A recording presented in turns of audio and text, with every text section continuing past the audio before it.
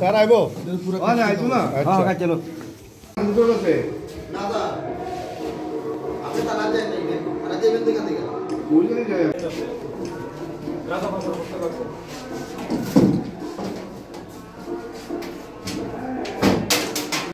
এটা একটা টুকটা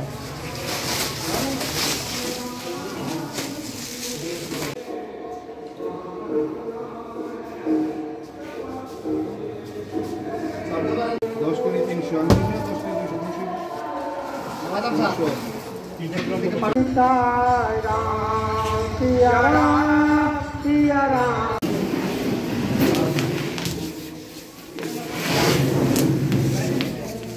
বাইরে যাবো বাইরে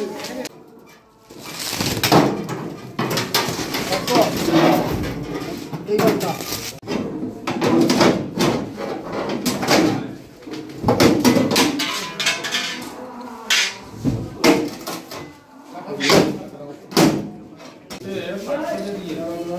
পার্সেল হইছিল আর কি স্যার 11টা ট্রেনে যাইব আজকে শিয়ালদা 11টা ট্রেনে যাইব আমাদের খবর 10:30টা আমি এত তাড়াতাড়ি করে প্রথমে আমি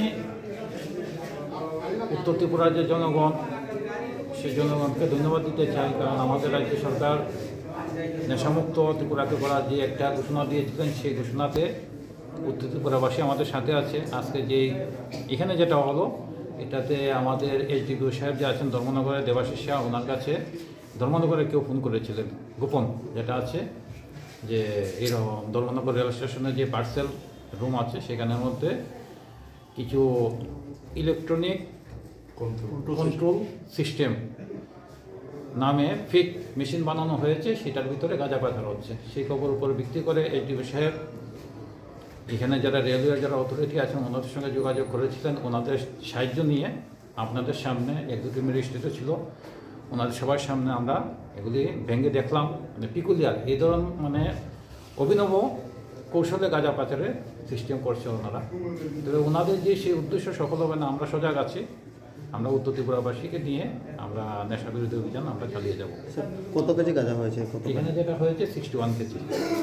বাজার মূল্য কত? কালোবাজারের মূল্য প্রায় 20 লাখ টাকার মতো হয়ে যাবে স্যার। ওই